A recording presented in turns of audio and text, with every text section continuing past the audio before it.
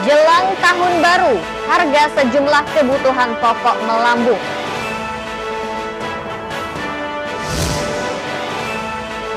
Seorang kakek cabuli cucunya yang baru berusia 3 tahun.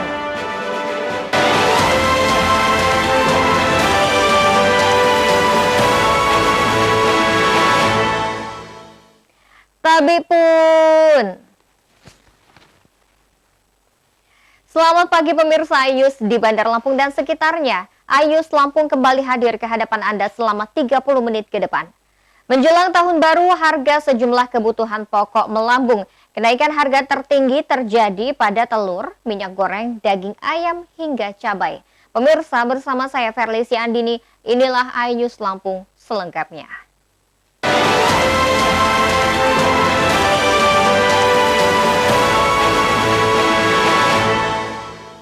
Pemirsa, menjelang pergantian tahun, harga telur dan minyak goreng kemasan di pesisir barat terus melonjak. Harga telur mencapai Rp35.000 per kilonya. Penjual dan pembeli mengeluhkan kondisi ini.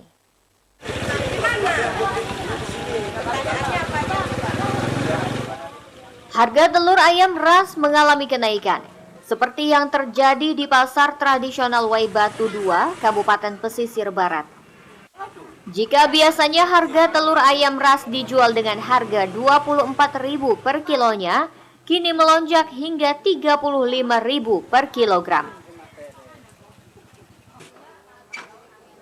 Kenaikan harga bahan pokok ini dikeluhkan oleh ibu rumah tangga. Mereka harus memutar otak untuk menyiasati anggaran belanja mereka. Pemerintah diharapkan secepatnya mengambil langkah guna mengontrol harga bahan pokok agar kembali stabil. Soalnya kita membagi dari keuangan kita sebagai ibu rumah tangga ini. Pagi sekarang kan serba naik, Mas.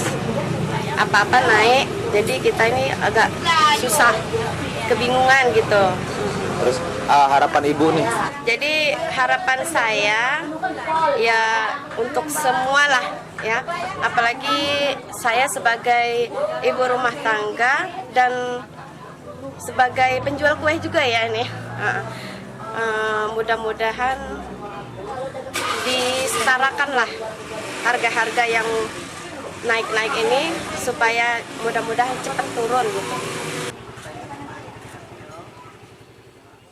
Selain telur ayam ras, harga minyak goreng kemasan juga melonjak tinggi. Menjelang pergantian tahun, harga eceran minyak goreng mencapai Rp22.000 per liternya, sedangkan sebelumnya per liter minyak goreng kemasan hanya di kisaran Rp12.000. Sekarang yang paling bisa naik telur sama minyak. Yang paling tinggi minyak. Kisaran berapa, Bu? Kira-kira? Kisaran udah sekitar 40 dan 2 liter itu. Rp40.000. Dengan harga semula? Harga semula kalau tahun-tahun dulu nggak pernah sampai 30 aja nggak pernah. Jadi baru tahun ini, Bu? Tahun ini 2021 ini lah. Kalau untuk telur gimana, Bu? Kalau telur pernah lah segini, cuman ini kan naiknya cepet. Tiap hari. Berapa, Bu? Ini sekarang kita pengambilannya udah 55. Satu karpet, bukan 1 kilo. Kalau kemarin harganya berapa? Kalau pas lagi biasa itu kan cuma 35-40. Pembelian sembako, terutama telur dan minyak goreng, masih belum stabil. Semenjak kenaikan harga dua bahan pokok tersebut, pembelian menurun drastis. Dari pesisir barat, Enrico Ngantung, iNews melaporkan.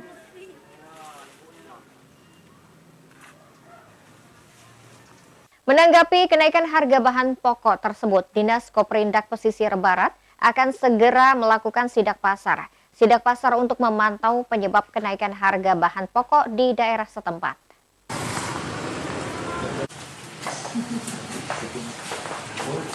Sekretaris Dinas Koperindak Pesisir Barat, Abdul Halim, mengatakan jika Dinas Koperindak akan segera melakukan sidak pasar. Sidak pasar untuk memantau penyebab kenaikan harga bahan pokok. Baik, upaya kami artinya kita pemerintah daerah sudah berupaya semaksimal mungkin untuk mengatasi kenaikan harga sembako yang ada di Kabupaten Pesisir Barat. Dalam waktu dekat ini kami akan mengadakan rapat dengan instansi terkait yang ada di Kabupaten Pesisir Barat ini. Namun dalam masalah ini kami berharap pada seluruh masyarakat Kabupaten Pesisir Barat ini, terutama ibu-ibu rumah tangga, agar bersabar, artinya menyikapi hal ini tenang. Abdul Halim menghimbau kepada ibu rumah tangga di Kabupaten Pesisir Barat agar tetap tenang menghadapi situasi ini. Dinas Koperindak akan melakukan sidak pasar dan mengambil langkah-langkah untuk menstabilkan harga sembako.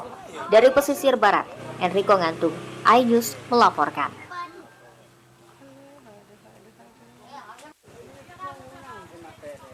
Harga daging ayam di sejumlah pasar tradisional di Bandar Lampung naik hingga Rp5.000. Kenaikan ini karena banyaknya permintaan dan stok yang terbatas. Begitu juga dengan harga cabai yang sudah hampir sebulan terus naik.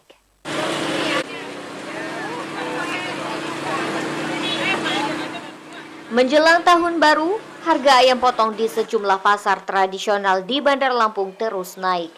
Harga ayam potong naik dari Rp25.000 menjadi Rp35.000 per kilogram. Kenaikan harga tidak lepas dari banyaknya permintaan, sementara stok ayam potong terbatas. Kenaikan harga sudah terjadi sejak 2 pekan lalu. Naik terus, dari udah minggu yang lalu udah naik. Mulai dari berapa sampai berapa sekarang? Dari 25, sekarang udah nyampe 30. Untuk per kilonya itu ya? Ya, Gitu. Nah itu kenaikan itu tuh biasanya dari pihak peternaknya atau memang ya ini memang dari kitanya harganya naikin segitu? ya dari peternaknya dong. Maksudnya dari kita pengambilannya kan setiap harinya naik, BO-nya gitu kan. Jadi ya otomatis kan jualnya juga naik. Penyebabnya apa sih Budi kira-kira kalau dari kita aja biasanya kalau naik kayak gitu? Kayaknya ini apa, permintaan pasar lagi melonjak kayaknya. Saat ini kenaikan harga cabai paling signifikan terjadi pada jenis caplak dengan harga Rp100.000 atau naik 150%. Sebelumnya, harga cabai hanya di kisaran Rp35.000. Sedangkan untuk beberapa jenis cabai lain belum mengalami kenaikan yang signifikan. Kalau cabai cabai itu naik benar. Ada kenaikan adalah 5.000 10.000. Itu yang paling melonjak benar cabai setan. Kalau untuk cabai rawit kecil dan cabai merah itu gimana Bu De? Itu pun naik. Ada 5.000. Oh gitu. Cabai tingginya itu yang naik benar. Tapi cabai merah yang turun. Kira-kira penyebab naiknya apa sih Bu De? Kalau menurut kita sendiri Bu De, dari pedagang? Barangnya kurang. Pemasukan barang ini kurang. Sementara harga cabai juga terus mengalami kenaikan, pedagang justru merugi karena mahalnya harga cabai berimbas pada sepinya pembeli. Dari Bandar Lampung, Ruslan AS, iNews melaporkan.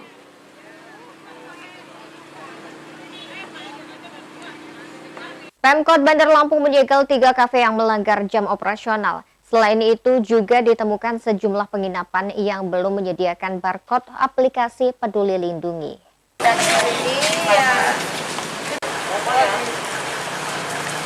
Bersama tim Yustitusi, Wali Kota Eva Duyana menyidak sejumlah tempat hiburan malam seperti kafe dan karaoke.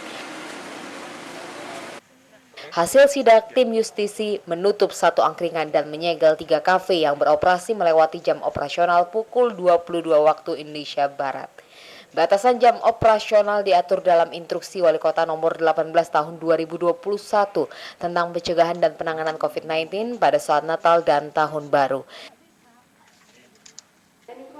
Sesuai instruksi Wali Kota, tim Yustitusi menutup sementara tempat hiburan malam, karaoke, spa, panti pijat, lapo tuak, dan pusat kebugaran mulai tanggal 24 Desember hingga 3 Januari. Ada beberapa kafe yang harus kami segel karena beliau melakukan kegiatan tidak sesuai dengan peraturan, perjanjian, jam 10 semua sudah tutup. Tapi ternyata sampai jam 12 sekarang masih banyak yang buka. Nah ini pelajaran bagi semua kafe-kafe yang sudah pernah ketemu Bunda Eva dan kita sudah membuat pernyataan dari semua kafe-kafe. Jadi tolong ditaati untuk kepentingan bersama.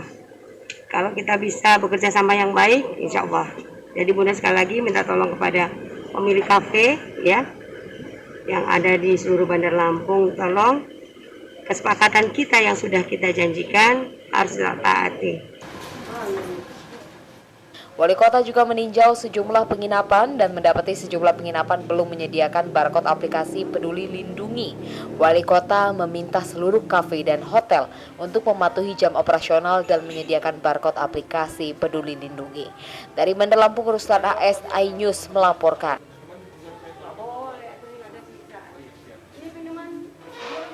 Tokoh agama di Lampung memastikan keributan dalam video yang viral di Gereja Pentakosta Indonesia di Kecamatan Banjar Agung, Tulang Bawang bukanlah persekusi.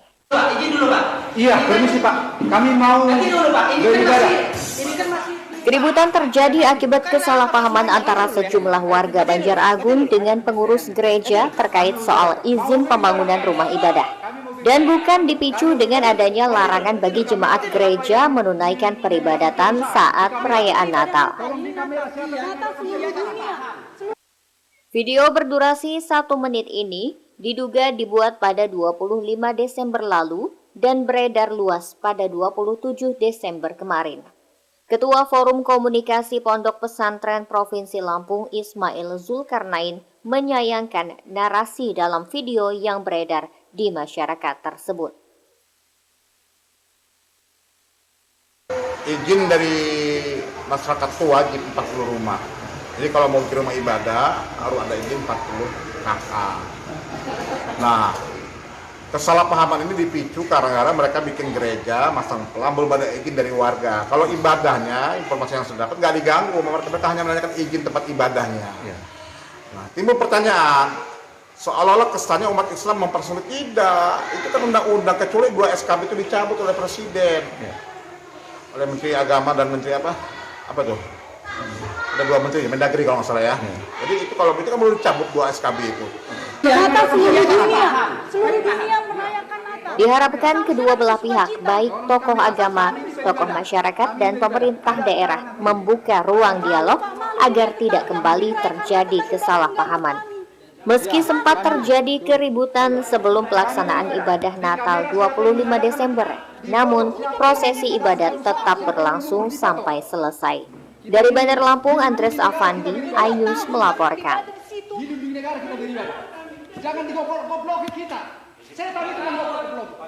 Pemirsa, setelah jeda pariwara berikut kami kembali dengan informasi. Kakek cabuli cucunya yang baru berusia 3 tahun. Tetaplah bersama kami.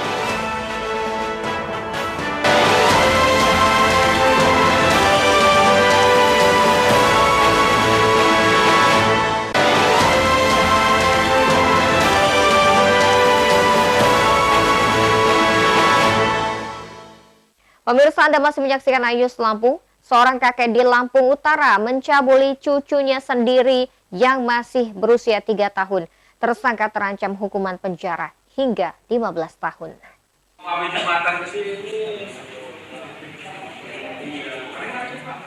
Tersangka berinisial P ditangkap anggota Polres Lampung Utara karena diduga mencabuli cucunya sendiri yang masih berusia 3 tahun.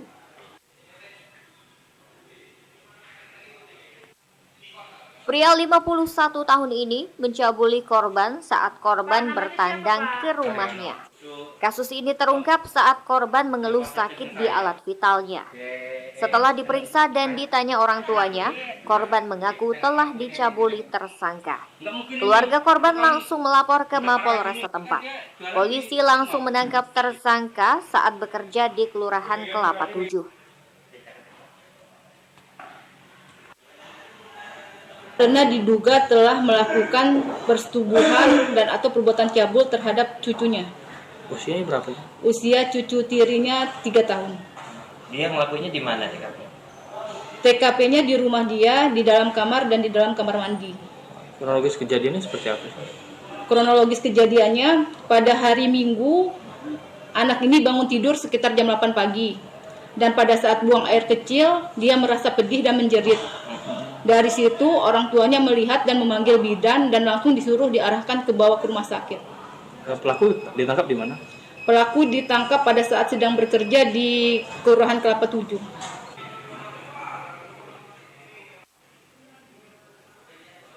Untuk mempertanggungjawabkan perbuatannya, tersangka kini mendekam di sel tahanan Mapolres Lampung Utara. Penyidik akan menjerat sang kakek dengan Undang-Undang Perlindungan Anak dengan ancaman hukuman 15 tahun penjara. Dari Lampung Utara, Jimmy Irawan, iNews melaporkan.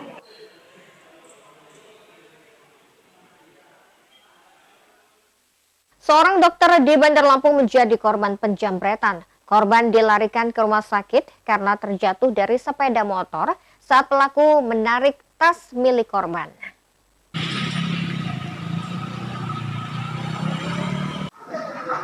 Beginilah kondisi Adila Aprilia, dokter yang bertugas di salah satu rumah sakit di Bandar Lampung. Perempuan 28 tahun ini dilarikan ke IGD Rumah Sakit Cokro-Dipo setelah terjatuh dari sepeda motor usai dijambret. Pada saat kejadian, korban hendak berangkat kerja menggunakan sepeda motor melintas di Jalan Walter Mongensidi, Teluk Betung Utara, Bandar Lampung. Tiba-tiba kendaraan korban dipepet oleh sepeda motor seorang pria yang merupakan pelaku penjambretan. Pelaku yang seorang diri kemudian menarik tas milik korban yang diselipkan di bagian stang sepeda motor miliknya. Akibatnya korban pun sempat terjatuh ke tepi jalan hingga mengalami luka di bagian kaki dan tangan serta kepalanya. HP, dompet segala macam dibawa Mbak ya? Iya semuanya. Hitam gede kan? Iya. Vega? Kayak Revo gitu ya? Iya, kayaknya semacam Revo gitu. Kalau korbannya itu dia pakai handphone terus perawakannya itu kurus gitu. Kurus, dia sendirian? Sendirian. Sendirian ya? Dia sendirian yang bawa ambil gitu. Untuk BE, pelaku nggak tahu ya? Oh enggak, soalnya cepet banget turunannya langsung. Langsung ngambil gitu ya? Akibat peristiwa ini, pelaku membawa kabur tas milik korban yang berisi ponsel genggam dan dompet berisi uang tunai. Dari Bandar Lampung, Andres Avandi, iNews melaporkan.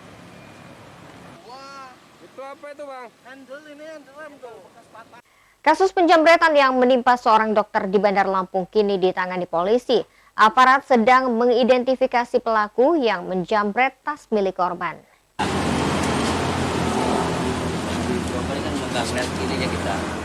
Kasat Reskrim Polresta Bandar Lampung Kompol Devi Sujana mengatakan sudah menerima laporan dari keluarga korban. Yang pecah-pecah tadi nih. Polisi juga telah melakukan olah TKP dan meminta keterangan sejumlah saksi di lokasi kejadian. Aparat mengklaim sudah mengidentifikasi ciri-ciri pelaku yang menjambret tas milik korban. Anggota sedang di TKP juga mencari saksi, kemungkinan ada alat bukti lain. Ya, saat ini kita sedang melakukan penyelidikan. Untuk barang-barang korban yang hilang apa aja, Pak? Ada handphone, ada juga tasnya, ya. Nanti lebihnya kita jelasin lagi. Ya, kita masih lidik. Ini yang patah di jalan tadi nih. Kasus penjambretan yang dialami dokter muda ini kini ditangani aparat kepolisian Polresta Bandar Lampung. Polisi masih memburu pelaku yang diduga seorang diri serta membawa kabur sejumlah barang berharga milik korban. Sementara korban masih menjalani perawatan di rumah sakit akibat luka setelah terjatuh dari sepeda motor miliknya. Dari Bandar Lampung, Andres Avandi, iNews melaporkan.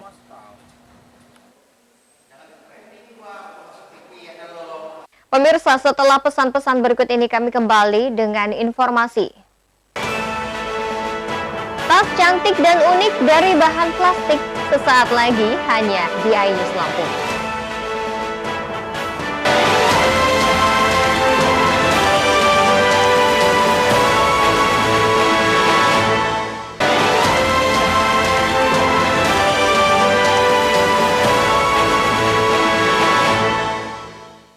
Terima kasih Anda masih bersama kami.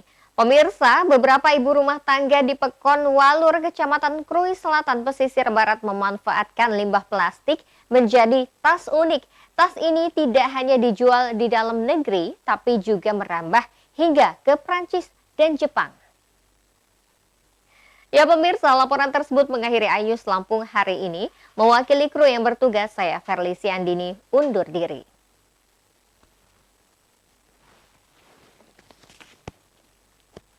Bersama kita cegah penularan COVID-19 dengan mematuhi protokol kesehatan. Terima kasih dan sampai jumpa.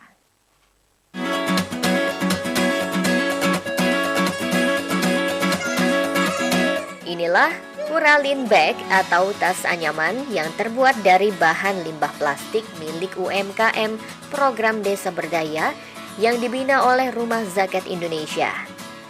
Beragam gaya tas mulai dari model shopper bag, structured bag, flap bag, dan saddle bag ada di sini. Untuk proses produksi, pemilik usaha Yulasti memberdayakan 10 ibu rumah tangga setempat sebagai penganyam tas plastik. Proses penganyaman masih dilakukan secara manual. Dalam sehari, masing-masing penganyam bisa membuat 3-5 tas. Tas dijual dengan harga bervariasi. Untuk satu Kuralin Bag dijual dengan harga Rp20.000-100.000. Dalam 1 bulan, omset yang dihasilkan dari penjualan tas ini bisa mencapai puluhan juta rupiah. Usaha yang dirintis awalnya hanya bermodalkan Rp150.000 dan penjualannya baru tersebar ke pasar-pasar tradisional. Setelah menjalin kerjasama dengan Lembaga Rumah Zakat Indonesia, saat ini produknya telah dikenal oleh banyak orang. Yulasti berharap usaha Kuralin Bag bisa terus berkembang sehingga ibu-ibu rumah tangga dapat diberdayakan, sehingga bisa membantu menopang ekonomi keluarga mereka.